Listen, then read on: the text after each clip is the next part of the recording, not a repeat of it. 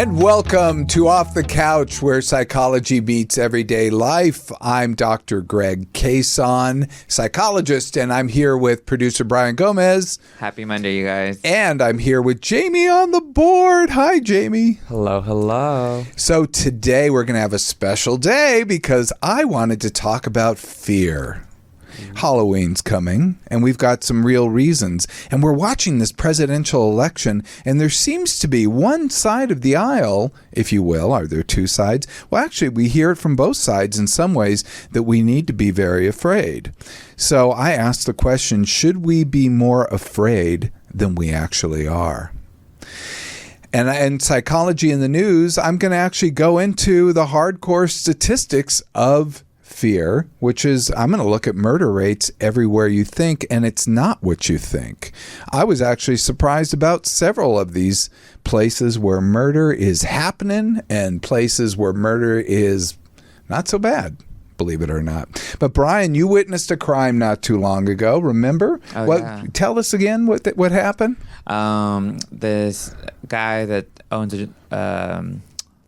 like his own training gym, he was outside his gym as I was walking my dog, and like three guys jumped out of a car and started beating him up and held him at gunpoint, trying to rob his watches that he was wearing a watch and some bracelets, and he had his dog with him too, which was just crazy. I thought they were trying to steal his dog, but it was his jewelry that they were after.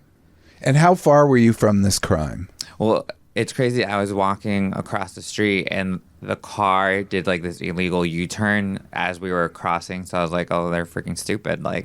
And kept walking and didn't think anything of it. And then I saw the car kind of parked right next to where I was walking on the sidewalk already. And I kept walking. I didn't think anything of it because people stop there all the time. And then I realized something was wrong whenever the pedestrians walking towards me started freaking out, and I started hearing his dog barking hardcore and yelling. And that's when I was like, oh, they were robbing him. And I ran to throw my dog into the lobby where I used to work at and try to run back. But that's when I saw that they were holding him at gunpoint. And it was crazy because it was at 2 p.m., mid daylight, and just on Sunset, so it's a busy street. There was a bus. Yeah, Sunset Boulevard. Yeah, it's very busy. There was a bus, a city bus, trying to stop at its bus stop where the car and the getaway car had stopped. So it was everybody was just witnessing this happen. Wow. Yeah. And they were wearing masks. Yeah, they were all masked. Wow. Yeah. And we saw on the Citations app that 30 minutes later, something like that was happening, just south. Down La Cienega pretty much, so they must have gone somewhere else to try to rob somebody else. Well, you're just giving a perfect segue to today. How about you, Jamie? Have you witnessed any crimes? I got catcalled the other day. I don't know if that's really a crime. That's amazing. That's kind of the closest thing. Is that a bad thing or a good thing? I thought it was more funny because it wasn't scary at all. He was far enough away from me where I was like, oh, that was silly. He called me mon cœur, which is I think my love in French. My love. Yeah. So I was like, oh, thanks, I guess. Yeah, right on. I was once passing a construction site, not an all-female construction site, an all-male construction site, and it was in San Diego, California, and they all started catcalling me.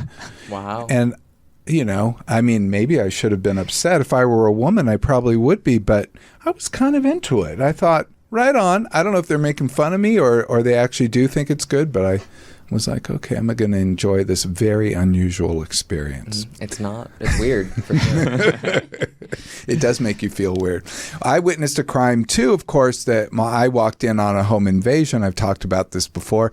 I walked in when my house was being robbed by two guys, and they had destroyed the house. And walking in, they ran out the back, and we had to deal with it from there. And then I ended up having to testify in their trial, one of their trials. It was pretty much a wild thing. Let me ask, so maybe I'll ask you, Brian, are you more afraid living in Los Angeles after experiencing that crime? No. For a while, I was a lot more cautious, though, especially when I would walk my dog. I already don't like wearing like jewelry or anything as it is, but like I was just always kind of careful with like wearing a nice watch or anything. Just you never know, you know. You change your behavior. Yeah, for sure. Like I was more aware of like cars passing by because, like I said, the car that was, you know, the people that were robbing, like drove right in front of me, and I was so like whatever about it, didn't think anything, that I'm like, okay, we kind of just gotta watch our surroundings a lot more. It's pretty wild. I didn't feel more fear after experiencing the home invasion, but I did change my behavior. I started locking more, being more aware of things, you know, people coming in, that type of thing. So I started to be a little more aware of my surroundings, where perhaps I was a little loose in the goose before that happened. But, you know, maybe our experience is not exactly the same. Let's look at what goes on for people in the United States. Are they afraid of crime? I found this Pew Research Group, and Pew Research Group does like large-scale surveys with people, and they found they were looking at crime and what people think about crime in the United States. This is a recent study. A growing share of Americans say reducing crime should be a top priority for the president and Congress. We hear this a lot with the presidential election that's going on right now. Crime, crime, crime, crime, crime, crime. 58% of adults hold this view, in fact, that crime should be a top priority. This is up from 47% in 2021, which is significant because in 2021, crime rates were a little higher, which is interesting, but we perhaps see a lag effect. The challenges in crime reporting. I was talking about this earlier with you guys that, you know, it depends on where you get your crime statistics from. The FBI is actually the official gatherer of nationwide crime statistics, and the FBI only captures reported crimes. So they have this whole mechanism with the entire United States. And some states refuse to report crimes. A couple of the states, I don't know which ones, but most of them do report.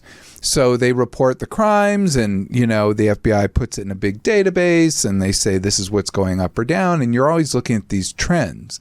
The other one is the Bureau of Justice statistics. And I told you, and when I was in college, when I was in my graduate school, in fact, I used to work doing this, gathering these surveys where I would go and interview criminals, and I would go into these crime-infested, you know, places, and I would go to just all kinds of crazy places. I'd interview parolees and all kinds of things, and collect surveys, and we would talk about and we would report and guesstimate unreported crimes.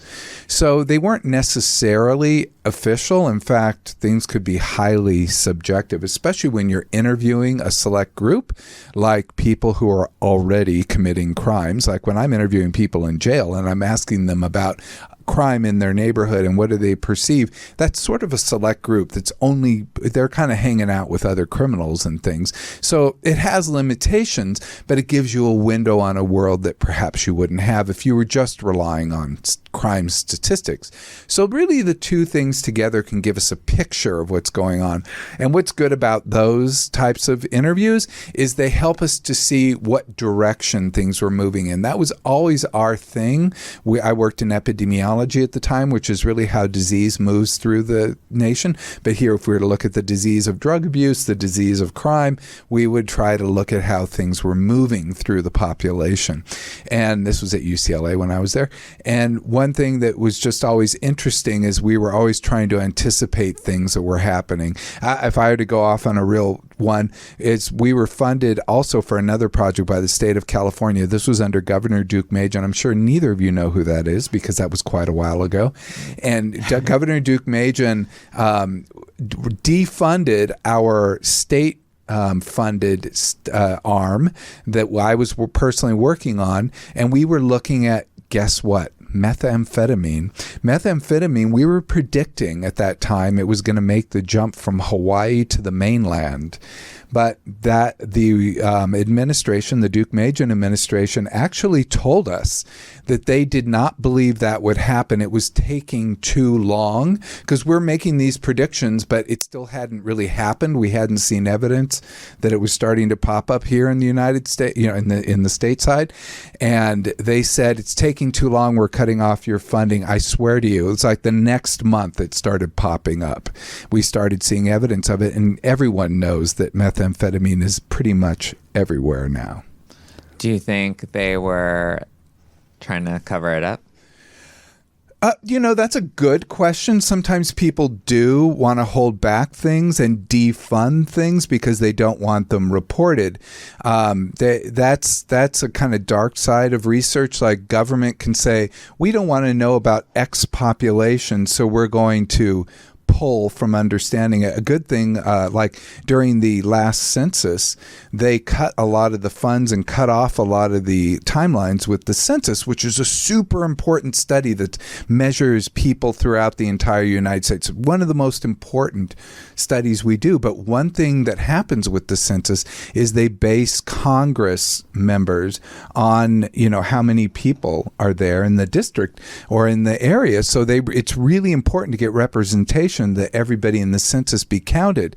But if you're not counting things like the people who live there may not vote, but they do live there, so their needs are represented. They do need them to be represented, so they could be like a green card holder, legal immigrant. They could be an illegal immigrant, or they could be someone who's kind of living off the grid. They still need representation, believe it or not. So they do want to know about that there are people out there and what they're doing, like who is homeless and who's doing these things. So when they cut the funding and they cut the timeline for the census, I was just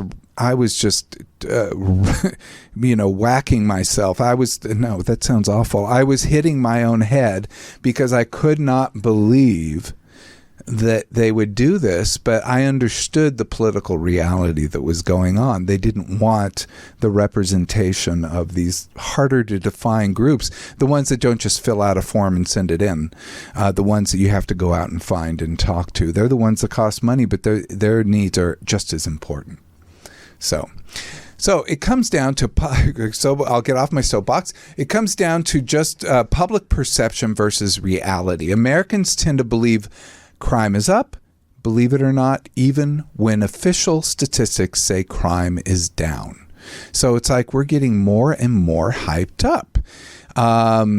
Demographic differences in crime do make a difference. Young people experience more crime and lower income people experience more crime. So they're more likely to be victims of violent crime, which is especially concerning according to the 2022 Bureau of Justice Statistics survey. So why this kind of survey is really important, that you don't have reported crimes. They're going out and saying, oh, you were in a fight, or this thing happened, or you're in this abusive relationship. Oh, he cut you. I mean, you go deep in these surveys, you really kind of try to understand what's going on and try to guesstimate what's going on in these populations. So you are actually looking at those things, so they are of value. Okay. So reporting and solving crimes in 2022, only 41.5% of violent crimes, 40, it's a little specific, but about 40%, and about 30% of property crimes were reported to police. So most people don't report crimes to the police. It's funny you say that because a few years ago when my car got broken into, I almost didn't report it because I ran out there as soon as I heard the alarm and they were already gone. And it's like, well, the police can't really do anything. And I thought about it, but I was like, well, maybe in case they are around the neighborhood and it happens to somebody else, I might as well just let them know. But yeah, I thought about not reporting it. I was like, well, they can't do anything now. Good for you. My car was broken into and I didn't report it. Oh, wow. I suppose I should have. I was only 30 at the time, maybe younger, but probably 25, 24. Now I'm thinking about it. I know exactly what car it is and where it was. It was in Hawaiian Gardens. It's not as nice as it sounds, people. Okay, but when that happened, did you feel super uneasy for the next few days about it? Because my car window was smashed and everything. Brian, I was devastated. It was a brand new car that and I was stupid. By the way, if they try to make you drive a car off the lot, you're taking responsibility for it. They told me, I don't have insurance. I need to go and get insurance and I'll come right back. And they go, no, you have to drive it off the lot first. And I was like, well, and I was young, I was dumb. And it was a brand new car and I bought it myself and got the money down. And it was like Goonie me out of college doing my thing. It was a Honda CRX and like the very cheap and just, I loved it. I love that car. Anyway, I drove it off the lot and I parked it and I went and got insurance, came back and it was broken into. Wait, while you were getting the insurance? Yes, while I was getting the insurance. And needless to say, Geico canceled me almost immediately after that. They paid for the claim and they canceled me. So I never reported that crime. I was too devastated, I think. I was just a young kid. So less than half of reported crimes are actually solved. I wonder if it's less here in LA. I mean, I don't know. I'm a little down on LA sometimes, but I do love it. But let's talk about why this even came up. I was starting to think about crime, and it wasn't just what's going on the media. We're constantly hearing about how dangerous things are. And my dad, who watches Fox News constantly, and he sees stories about Los Angeles, and he's like, you need to carry a gun with you at all times. And no, I don't know what he says that, but I'm sure he thinks it. He thinks I'm crazy for living here. He thinks that people are constantly breaking in stores here and taking goods. And it does happen. I mean, I don't think I've ever seen someone shoplift or anything, but I'm sure it happens right in front of us. I've seen people in trench coats on a 90-degree day. I'm sure they're doing that. I'm just kidding. But people do go in and do these things. So he watches that, and then I was talking to a client who witnessed a crime, and so I was, deal with that. And then she told me she goes on Nextdoor all the time, and she's like, I just look at it all the time, and I'm always paying attention to Nextdoor and this and that. Nextdoor is kind of like the Citizen. The Citizen app is just all crime, I think, where Nextdoor is like, well, not just crime, just things like if there's a fire or something like that, yes. people will report it, Yes. Yes, but and Nextdoor is probably the biggest one. Citizen is very big. There's a bunch of other ones too that people go on. I had to take them off my phone because I do not like getting alerts, and it kept telling me when a dog was loose, and I was like, I don't need that alert. So anyway, I took it off. But nonetheless, I looked at a study that just was published by someone from my University of Houston. That's where I got my PhD. And this Dr. Fetterman, he published this study in Psychology of Popular Media, and he was looking at the what happens with these neighborhood apps and how they affect our perception of crime. What do you think?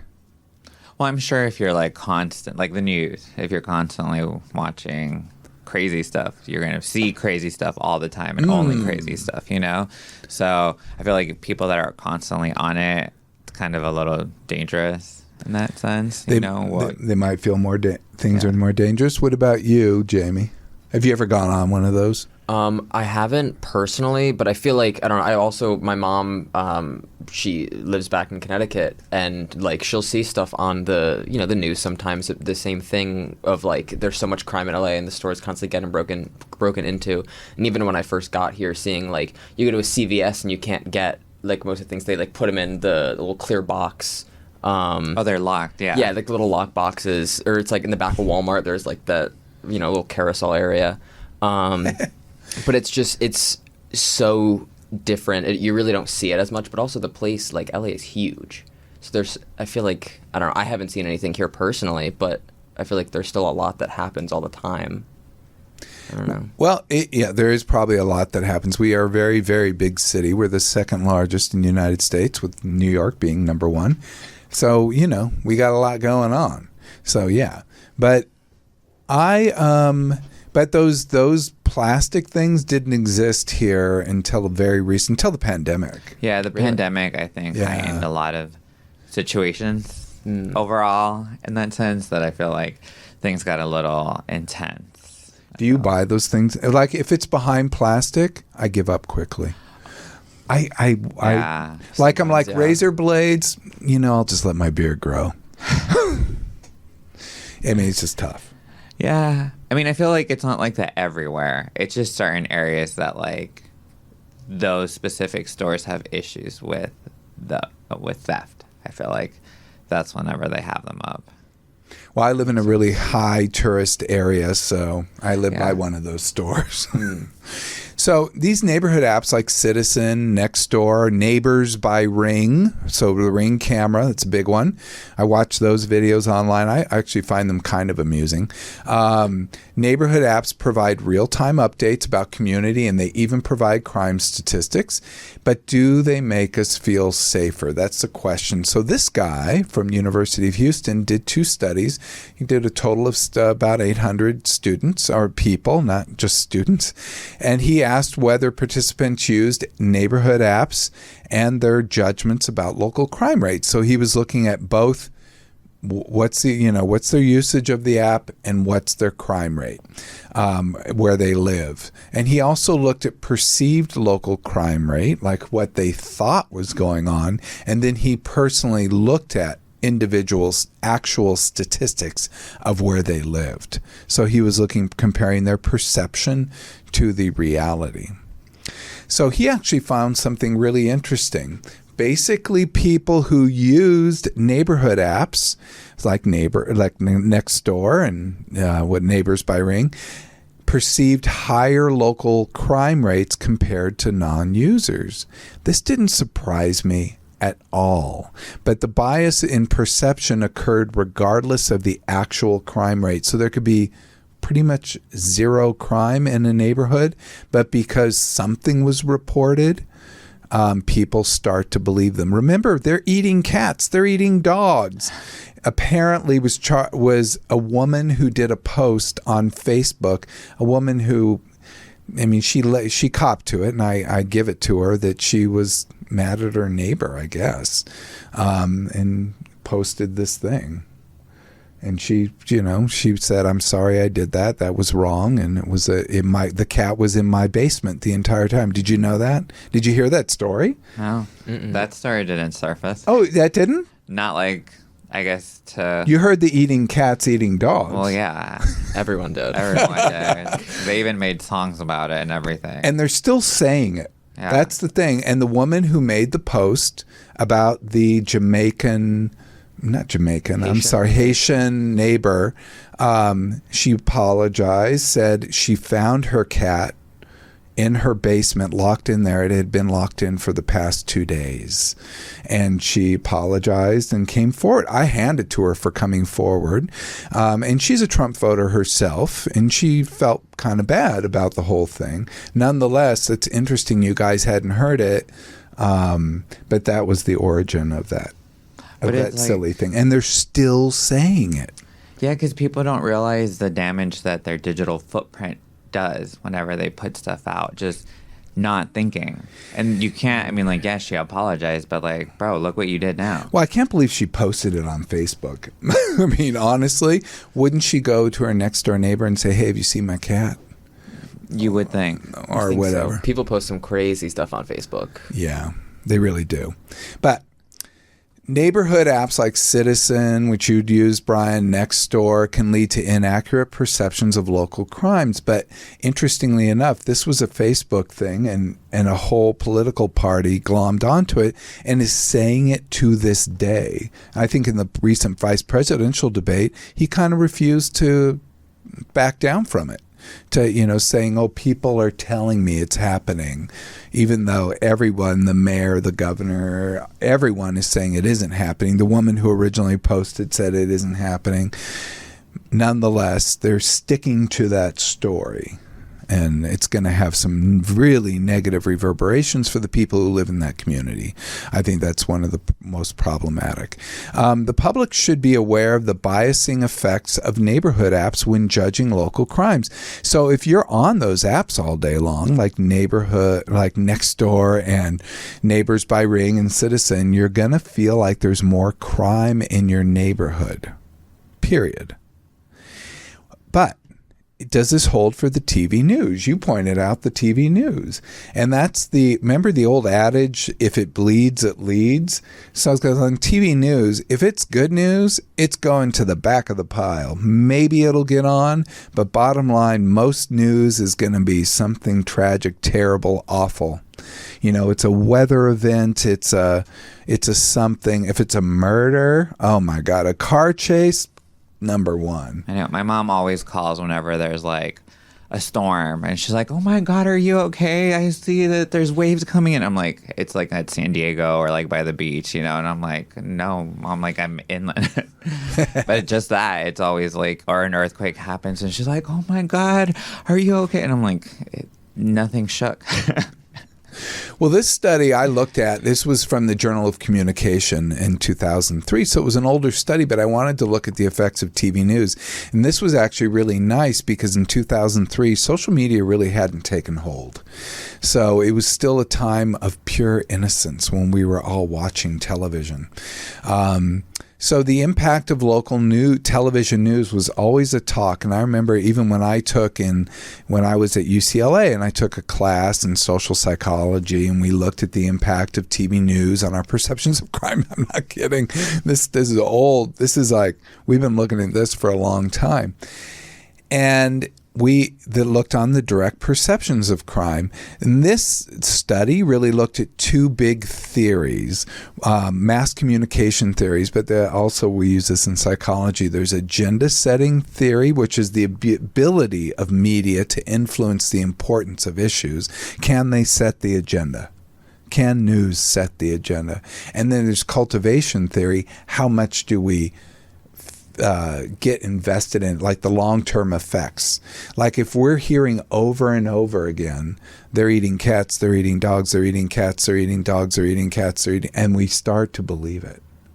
And this is what starts to happen when you cultivate. You like hit people over the head. Will you glom onto it and hear it over and over? But that doesn't happen to everybody, right? Or like, is there a specific type of person that happens to? It's a great question. I don't know.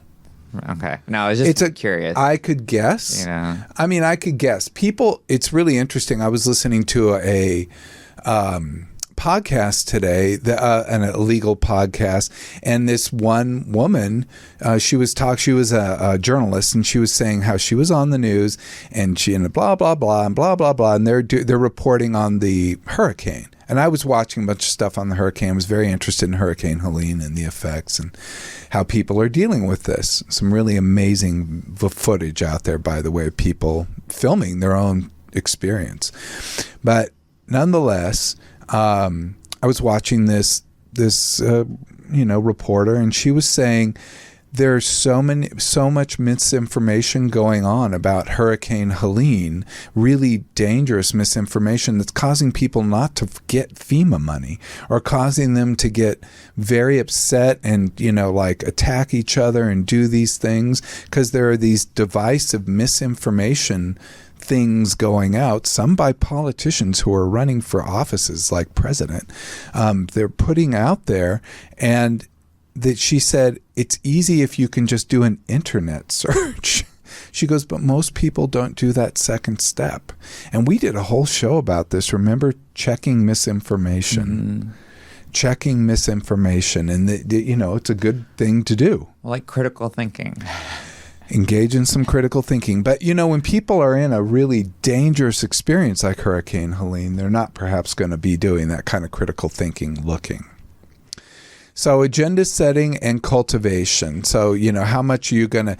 Cultivation is really interesting because the theory is prolonged experience. So again, you're hearing it over and over and over again. It shapes people's views about the world, making them believe that the reality that they're hearing about or, it's going to be is the reality that reflects real life. And so we're seeing a lot of that. When people report the same lie over and over and over again, it causes them to believe it. And when it's about crime over and over and over again, it creates something called the mean world syndrome, that we look at the world and we think that it's actually dangerous and frightening, the world we live in. And I think this is really fascinating to me because we also did a previous show about aging. Remember this? Yeah. And that when you start to get, remember I talked about when you get older and more frail, you start to become more afraid. And I experienced this when I had some severe knee problems, and I remember feeling afraid to go on a roller coaster, which I would usually do because I'm weird. And I felt afraid, and I had to go, this is interesting. I said no to the roller coaster that day because I just felt kind of like, oh, my body's not holding together. And that was a very small example, but I got a real touch of that dynamic, which is kind of fun. So, research methods. What they did, something kind of interesting. They wanted to look at the effects of local news, so they did this thing called a random digit dial telephone survey. This is when people all had landlines. I mean, I had a cell phone back then, but I still had a landline in 2003. Still had a landline. And so they just called all these numbers in the Washington, D.C. area. Now, Washington, D.C. is well known to have a higher crime profile. So key measures, they looked at local news exposure, the frequency and the contact of local news, television news consumption. So do you watch it every night? How much? Blah, blah, blah, blah, blah. And direct experience. Do they have personal or close acquaintances? Crime victimization? Because when we experience, when we see it happen like you did, like I guess I had a crime happen to me, but it almost was as if I was watching it because I walked in. It's not like they came up to me, but I did have a house with lots of stolen things. So yeah, you experience crime victimization and the actual neighborhood crime rates. So they're looking at the news exposure and direct experience. Okay. The key findings, what local TV news has an agenda-setting effect. So what's on the news, we pay attention to. So that's what we're thinking about. We see what they feed us. It influences what residents of Washington, D.C. believe is important. And crime is the case here. It's important. But there's no cultivation effect from watching the news. Because, wow, why? Watching the news does not increase our fear of crime victimization. Why do you think? This is different from an app. This is different from Nextdoor. This is different from Citizen. This is different from seeing it on Facebook. Why is it different? What do you guys think? I have a theory. Because it's not social media, you think? Or... Well, is it, 'cause what does social media give us? Yeah, it's on our phone. That satisfaction or, what is it? Instant gratification or? Oh, it does give us instant gratification, and I think it has it's that with social media we feel personally touched. By what's going on. I mean, don't you see people on social media and then you see them in real life and feel like you know them? Yeah, I guess and you that don't. Makes sense. Like if you're following certain people and those people that you follow are posting about it or something, and then you're more prone to be like, oh yeah. And like the crime apps, they're showing you like a corner where, you know that corner. I walk by that corner every day. Or, oh, look what happened here or what happened there. Where TV, it's just all over the city and it's happening and you're very passive. Social media, you're more active, you're seeking it out. I mean, sometimes you're kind of passive, let's face it. But I meant you seek it out. So one is news. That's kind of like news finds me type of thing. You feel like if it enters your world, it must be important. Where the news, where you find the news, like look in a newspaper or turn on the news, it's in front of you. It's like you're watching a show. Like it doesn't really affect you almost. So people, so they'll pay attention to it, but they won't necessarily think this is the worst thing. They won't think, oh, like we always see car chases here in LA. Of course, we're a big car culture, but I never think, oh, LA is like the car chase capital. Maybe it is. I don't know. But I never think that. But if you're watching the news, I swear every other story was a car chase there for several years. What? They should report on the traffic. They do. What do you report on? That it's happening. The traffic is actually moving today. That would be a miracle. That would be, remember, good stories don't lead. So what are they going to say?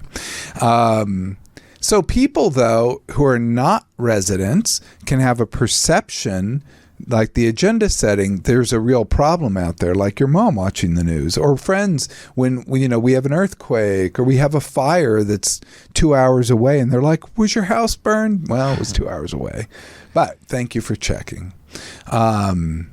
Even sometimes I've had things that, like my sister, her house was burned down in the Malibu fire, and then she had lived in another house that was smoke damaged.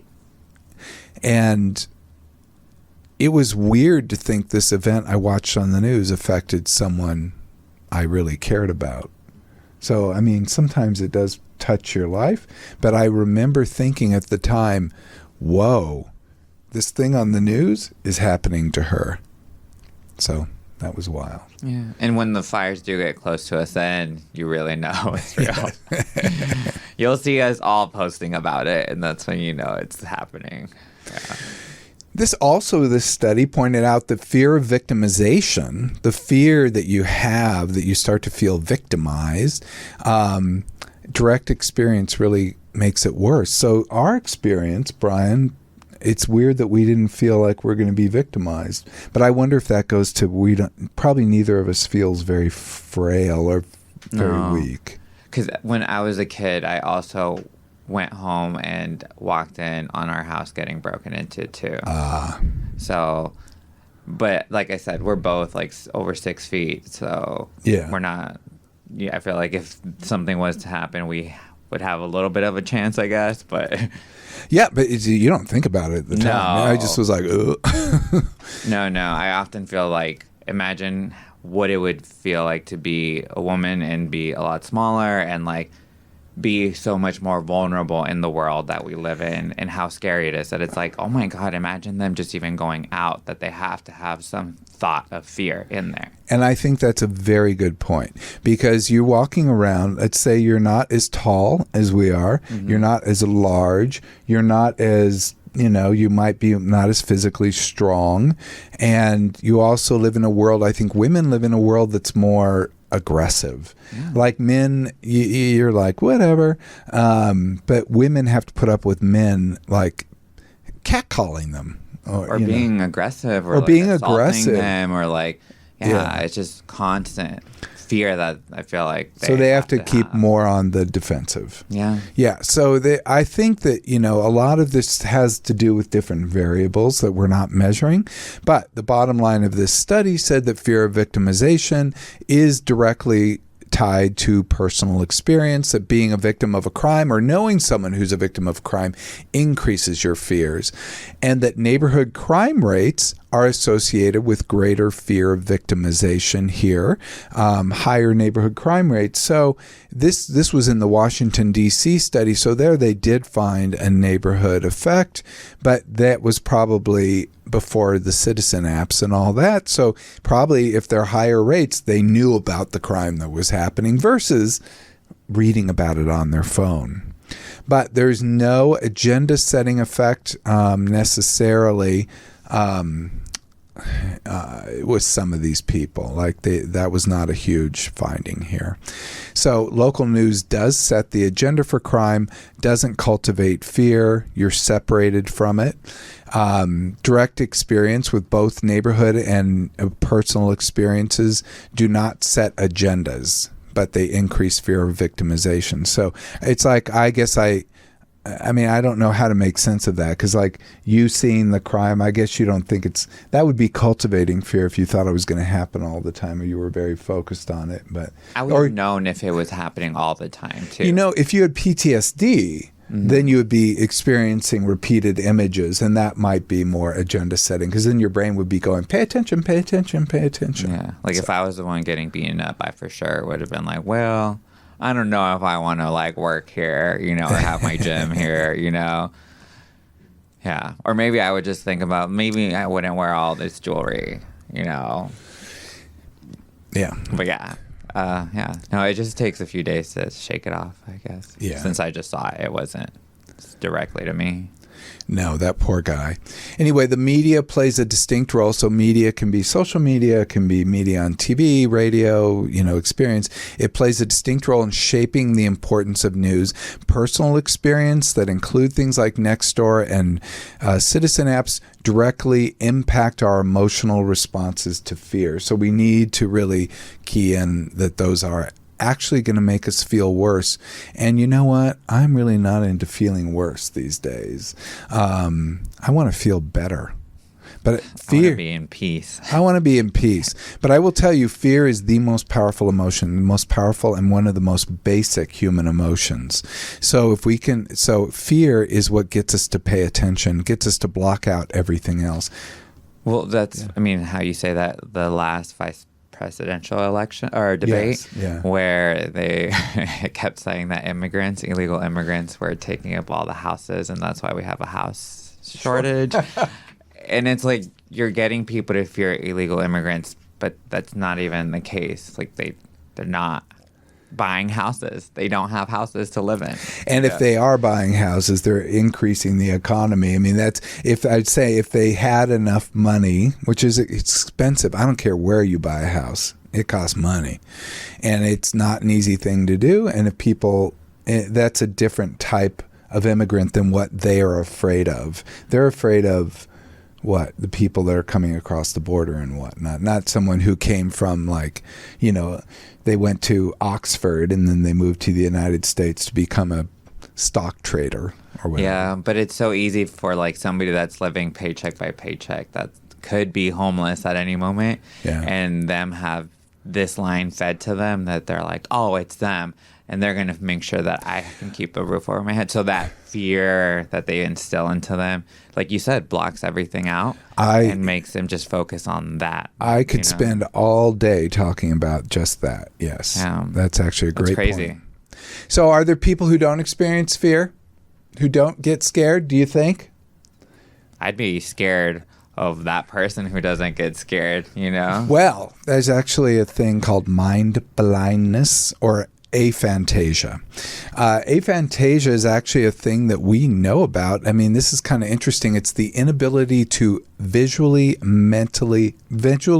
imagine things. So you cannot put a picture in your head. You guys know when you read a book or you hear a scary story, you can kind of imagine it. Yeah. People with aphantasia can't do it. It's kind of a drag. Oh. They're just all words. That sounds scary. That's what I'm like, that's scary. Like, what does your brain do when it reads? Well, they measured their galvanic skin response, and they found that they just don't have a fear reaction when they're given a story to, like, imagine. Like, even if it's scary. So it just suggests that there is a critical role that imagining actually plays, and that's why things like PTSD do take hold. They're much stronger. We've got these mental images attacking us. But what's also interesting, they did another experiment with people both having aphantasia and people who are just, you know, normies, like I guess us. We can imagine things. And they found that they reacted the same when they're shown a picture or when they're shown a scary movie. So they have that emotion. They have the emotion. They just can't imagine it. Isn't that interesting? Is it the same? Oh, I mean, I don't know if you would know, but would it be the same if they were like trying to imagine something beautiful that they just couldn't, or like something romantic. I imagine or that would love. be the case too. That study covered fear, but I imagine yes, they probably couldn't imagine a flower or something and go, God, can't you think of a waterfall and go, oh my God, yeah, waterfall. Oh, how nice and wonderful. I would want to know what their brain health wise and how they function with that situation.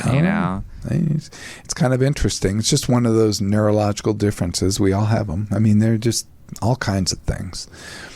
So we think of imagery as an emotional thought amplifier. So it's good that we have this, but people with aphantasia, they're harder to scare because they can't imagine things. So at Halloween, don't tell them a scary story. Just jump out from behind a door. With a chainsaw. Yeah, there you go. So let's go to the psychology in the news. Biden administration said crime rate was at a 50-year low, and that was and I found this article that was just published this month that kind of looked at how true is that, because I'd seen that statistic and it's very interesting. And it all comes down to what we were talking about to begin with, the FBI versus the Bureau of Justice Statistics survey, because the Biden administration, they claim that violent crime was at a 50-year low, but they based it on the FBI statistics. So it's based on actual reported crime. So crime that's reported, it's much lower than it used to be. We're 50-year low. That's pretty damn good. Violent crimes include murder, manslaughter, rape, robbery, and aggravated assault. That is a nasty ass list. Yeah. Well, I'm glad it's at a low. According to FBI, violent crime in 2023 to 2024 was at or near a 50-year low. And the conclusion is based on reported crime statistics. I'm repeating myself. But Trump, who is the running for president right now, I guess everyone knows that, he made a contradictory claim. He said the opposite. He said we're at an all-time high with crime. And he's constantly saying it's rising. But when they drilled down, they found that he bases his stuff on the Bureau of Justice Statistics. And remember I said about that those are estimates based on interviews and based on guesstimates. So it depends. It's just really a very soft science that you're trying to look at the direction of things and you're trying to predict. And it's a very handy thing, but you can never say that's the crime rate. Yeah. That would be a lie. Well, I think their party kind of relies on their own common sense and not like professionals and actual science. Oh my God, I'm loving our show because we talked about common sense almost first, remember? Yeah. And what did we discover about common sense? It's not so common. It's not common. What people think is common sense is actually not common. And in fact, people, like all three of us, can have a different idea about what common sense is. Mm-hmm. How about that? On the same thing, yeah. Unless we read Thomas Paine. Oh, you guys, that's a book. Anyway, here. To Thomas Paine, one of the founding fathers. Okay, so analysis, it's called Common Sense. Anyway, that's a really bad callback there. So the analysis of data, most 2023 data, which was released after Trump's claims, show that the rate of violent crime did not rise in 2023, but stayed the same. But I wanted to look at actual murder rates. So just to kind of look at this, because I thought this was kind of fun, the national homicide rate, and I had to go back because I was looking at this statistical site. So I'm sorry I'm going back to 2022 here, folks. So we're going back a couple of years, which makes a big difference because in the pandemic, we saw a we saw crime get at its highest in 2020 during the pandemic. So the pandemic was a real bad year for crime. Well, that's what happens whenever like people get cut off from like all their needs. They get all criminal. Well, I feel like people start losing it. I mean, people lose their jobs or losing their homes or not having food to feed, so I feel like people just, it's bound to happen. It wasn't the highest ever, but it had climbed. It climbed during the previous 5 years, and it climbed up to that level. And then after it broke. Once when the fever broke and things started to come down again. I'm sure a lot of things, right, were crazy during that time, Yeah. So I wanted to look at the states with the highest murder rates, the top 5 states with murder rates in 2022. And Jamie, you can put up that cool graph with the murder rates. Yes, Mississippi, Louisiana, Alabama, New Mexico, and Missouri. They have the highest homicide rates. What is your reaction? Let's get Mississippi, Louisiana, Alabama, New Mexico, Missouri. Well, I would have thought it would have been just different. New York and California. Yeah, like bigger, more Higher population. Yeah, major city where it's like major cities are. That I figured like, if well, there's these are gonna be rates. crime. These are rates. So they're per capita, which means it's per like 1,000 people.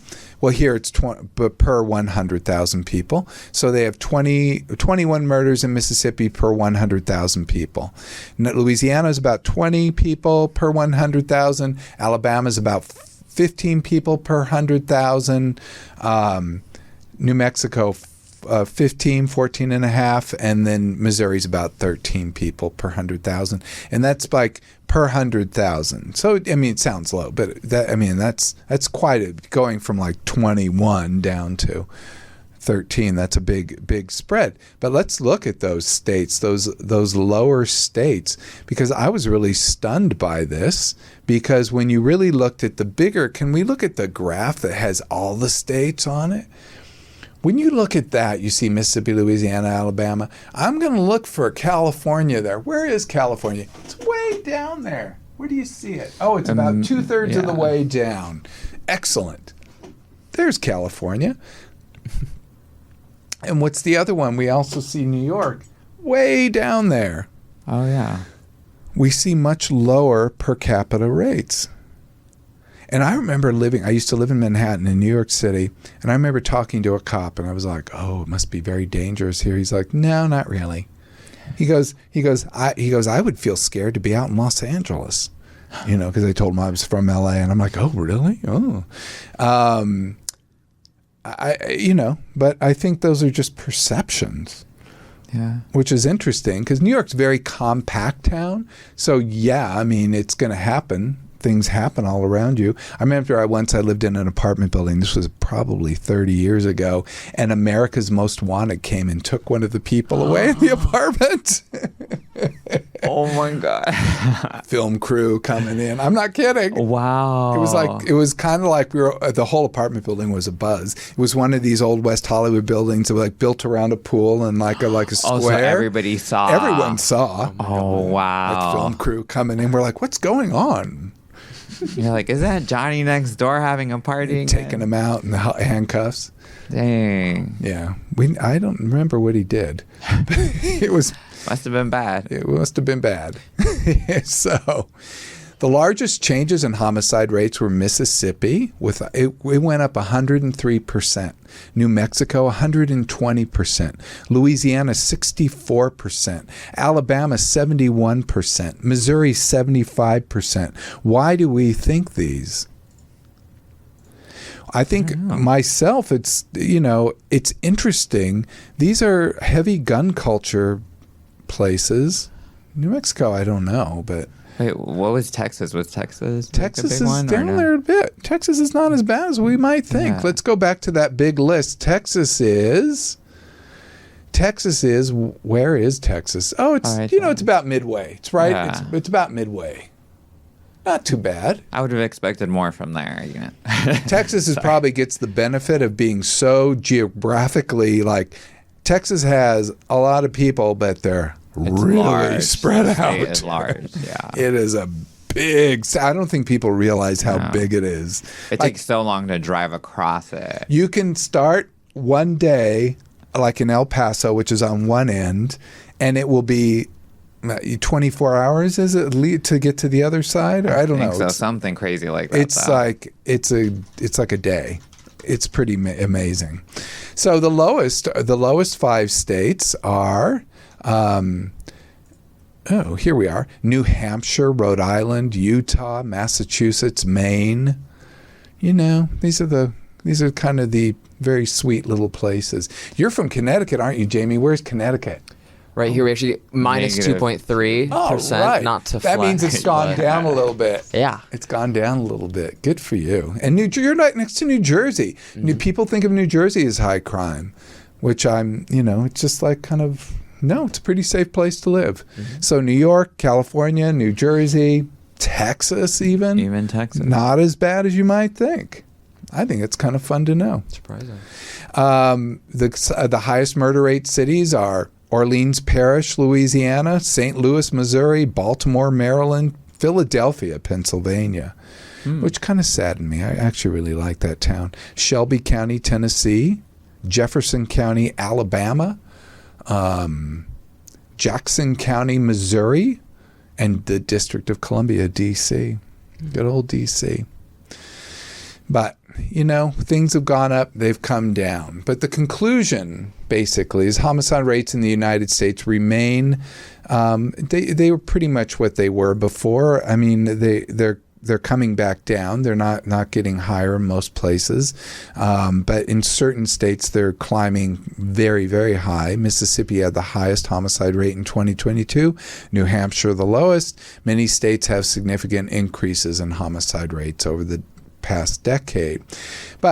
So what's the conclusion for this show? What do you think? Well, now I'm wondering how much part do states themselves take into causing people to snap and go around killing each other. Well, I mean, there are gun laws. There are certain cultural issues. There are certain infrastructure issues, I think. When I was looking at North Carolina and I was looking at Hurricane Helene, and I was really noting the infrastructure, how different it is than, say, we have it. We have a lot of advantages here in California that you don't think about. You just don't think about. How are things in Connecticut? In terms of Like infrastructure and the roads and on the higher end, a lot of there are some, a lot of the suburbs are not super wealthy, but then you drive, not too far and it's, a lot of very nice houses and wealthy people. Very wealthy. Yeah. Yeah. you got your higher share there. Yeah. But I think, it's very interesting, and I think sometimes we get spoiled by that. But I think we're seeing these movements that happened. And I think you see it's not just, it's the political climate, it's the social climate, it's the guns, it's whatever's going to cause the biggest crime. And then you see, do people maybe focus on these certain like neighborhood app, citizen app? Are they focusing, are they getting cultivated? Are they being told the same thing over and over and they start to believe lies and they start to believe the world is more aggressive than it is, more unsafe than it is? Certainly, there are just certain questions we want to ask. So my conclusion here is to get off the neighborhood apps, get off them. I don't care if you want to find out about every loose cat in the neighborhood. It's just they're not doing you any good. Pay attention to the actual statistics and realize what your per capita is, because you live in a city like the three of us are doing right now, that it's actually, you're going to see a lot of people and there's going to be a lot of stuff going on, but most people are doing just fine. And get out and enjoy your life. That is the bottom line. So that wraps up the show for today. Reminder to like, subscribe, give us 5 stars. Links to the YouTube page. Links are on the YouTube page. Go to youtube.com/Dr. Greg. Also, if you have any questions or topics, hit us up. Socials at Ask Dr. Greg, or hit Brian up on his. And this is Dr. Greg, Brian, and Jamie bidding you farewell. Be present, be flexible, and be kind.